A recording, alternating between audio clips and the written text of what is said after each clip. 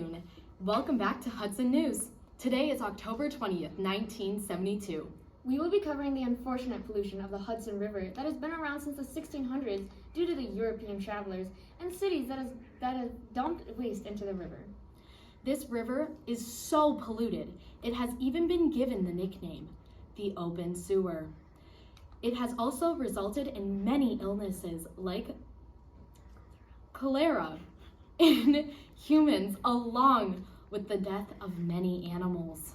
We'll be looking at two interviews, one from an aquatic animal and the other from an expert on river pollution. Now, on to you, Patrick.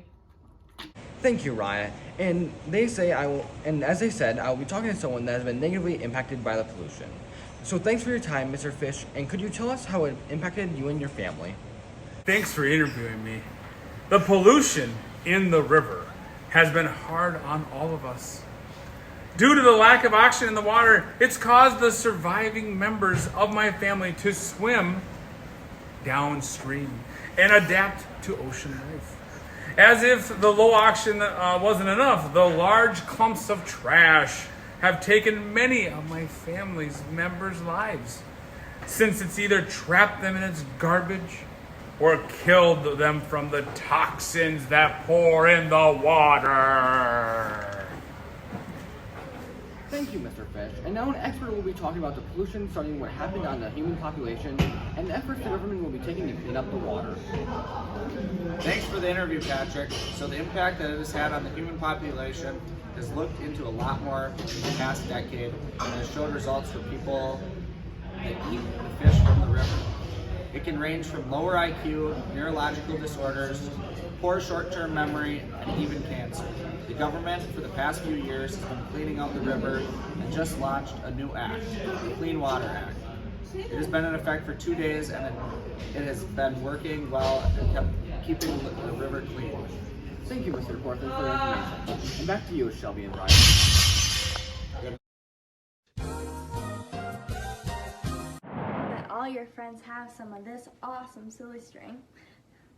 When you buy silly string, it is going to come in an aerosol bottle like this, and this indicates what color that you got. And then if you open it, you see this button, and it's going to spray some silly string everywhere. Now if you just want to have some fun with your friends, or you're hosting a big party, or you're just bored by yourself and you want something to do, you should go out and get this fun colored silly string. A big thing people use silly string for is New Year's Eve parties. You can spray it really anywhere, on dogs, kids, or just for wild decorations. Or if you want to make your mom mad and spray it all over the kitchen, that's great too. You should go out and get yourself some silly string today.